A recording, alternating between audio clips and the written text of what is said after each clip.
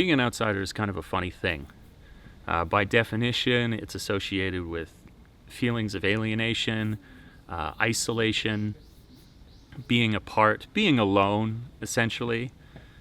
And the kind of ironic truth of it is that almost every human being alive, it doesn't matter who you are, you could be smart, you could be dumb, you could be strong, you could be weak, you could be attractive, you could be ugly. At some point in your life, you're going to feel like an outsider, therefore making it one of the most shared human experiences that we possibly could have as a human being. And where there are, at first, all these very negative associations with it, I would suggest that actually being an outsider can be very, very, very useful. It can be useful in your own country, and especially so if you live in a foreign country. So, what is an outsider? Well, an outsider is somebody who does not belong to a social group either by choice or that they were kicked out of one.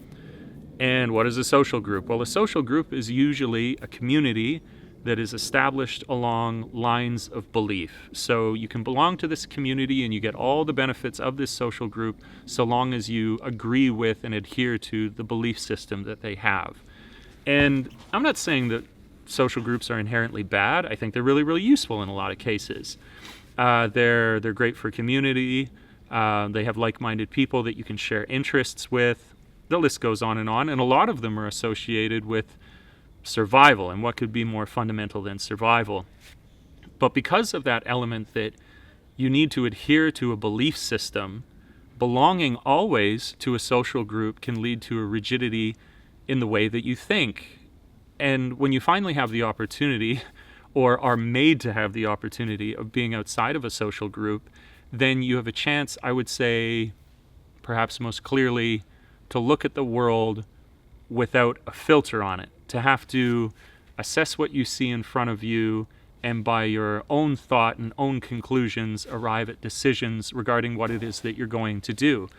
And that's incredibly useful. You don't take anything for granted, and it allows for an open-mindedness in the way that you perceive things. Like there's this great saying that is,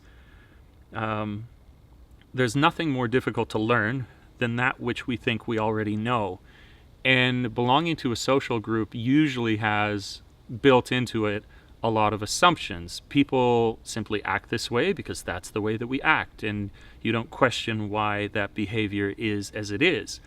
But when you're not in a social group, you realize that, oh, perhaps that was a foolish assumption, or that could have been corrected in some way, was only partially true, whatever it is. Because now that you are not in the center of it, you can see it more clearly. Now, as well, like I was saying, that not all social groups are bad.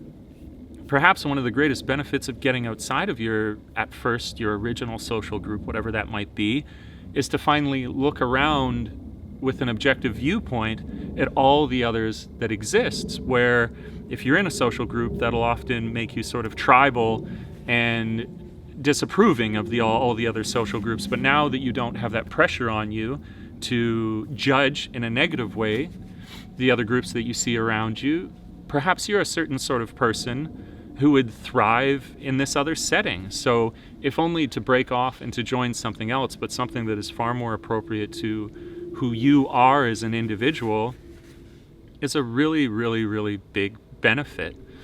Belonging to the right community can make the difference between being miserable your whole life and being happy.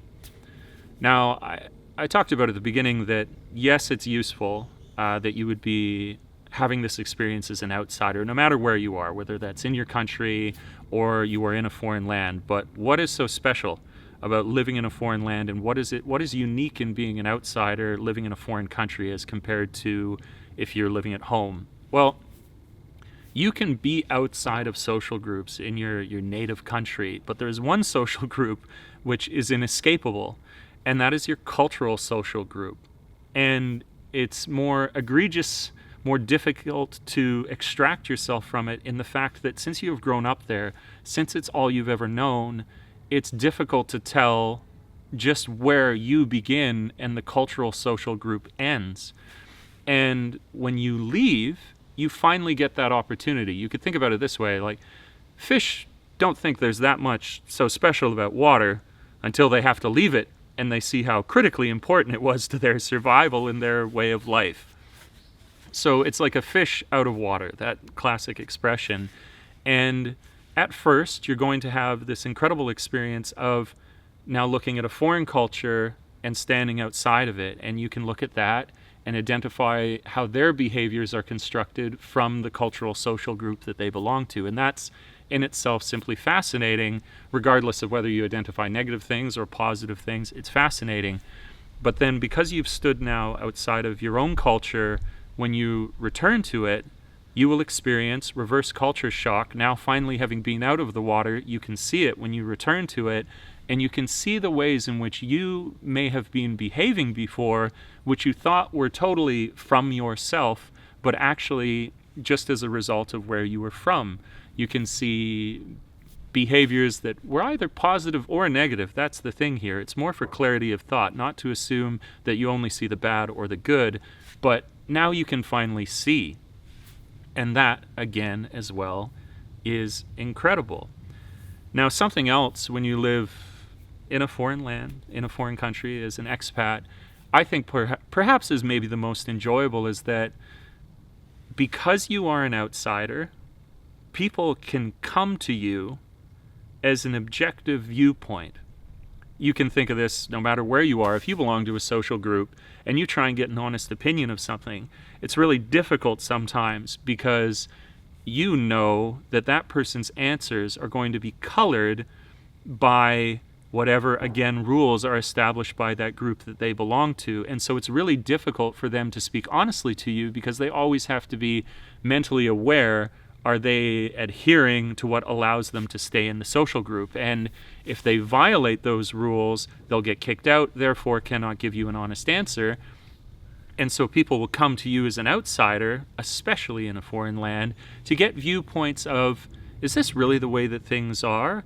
And you're no guru, but you are at least known to be 100% genuine in the responses that you can give to those people. And that feels wonderful to be able to offer an alternative perspective to people that feels 100% genuine and honest. Now, finally, I would say this is the most difficult perhaps because it has to do with your success being either sink or swim, but when you belong to these social groups, when you are not an outsider, when you're included, there's a great offloading of responsibility in your day-to-day. Many of your decisions behaviorally and daily are made for you, and so you can kind of follow the current, and life is made easier for that reason. But at the same time, we grow most, I would suggest, from defining ourselves through personal choice, and we lose personal choice when we follow the current.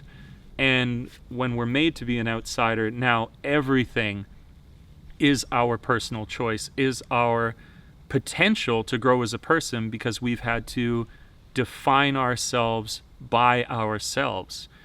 And that is incredibly useful. It's a challenge, I say, because you could at least, while belonging to a social group, say that if you failed, well, it was the fault of the social group. They told you what to do and it didn't work. Whereas when you make that personal decision, it's personal accountability. For that same reason that you're growing, you're going to fail real hard at the same time because you are personally accountable to whatever decision it is that you made. So the potential for personal growth is as well vast when you do not belong and when you feel like an outsider, although it's at the risk of, because you have such personal responsibility, that when you fail, you're going to perhaps feel it far more than you ever have before.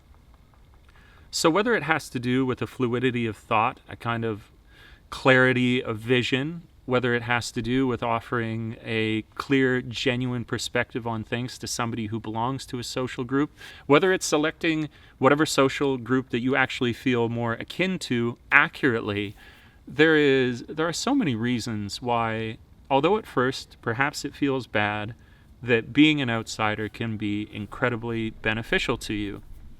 And I would love to hear what your stories are, because like I said, I think maybe 10 out of 10 people watching this would probably say at one point in their life, for an extended period or some period of time, they felt this way. And I'm curious to know, was that something that you turned to good use? Did you identify something that I have? Maybe something more. I'd love to hear about that as well. Or has it always been a wholly negative experience for you? I know, again, for a lot of people that it has, but it's worth discussion, it's worth reflection, because I think both states are useful to us as human beings. I hope you liked the video. Please do give it a thumbs up if you did. Perhaps consider subscribing, hitting that bell notification if you'd like to know when more videos go live on the channel. Finally, if you consider supporting me on Patreon, that's amazing. I really appreciate it. It goes a long way to the work that I do here being supported on the channel. And that's all for now. The clock has run out.